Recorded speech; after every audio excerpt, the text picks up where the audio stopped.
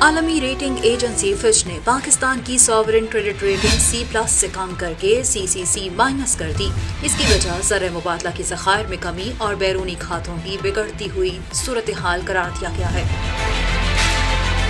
Rating agency نے کہا کہ امید ہے پاکستان کا IMF کے ساتھ نواں اقتصادی جائزہ کامیاب ہوگا۔ ساتھ ہی فچ نے ڈیفالٹ کے خطرات اور قرضوں کی ری شیڈولنگ کے خدشے کا بھی اظہار کیا۔ فچ نے اپنی رپورٹ میں کہا کہ IMF معاہدے کی کامیابی ٹیکس بڑھانے اور ایندھن مہنگا کرنے پر منحصر ہے۔ توقع ہے کہ پاکستان کے ذخائر کم سطح پر رہیں گے۔ اس سے پہلے فچ نے پاکستان کے ذخائر میں معمولی اضافے کی پیشگوئی کی تھی۔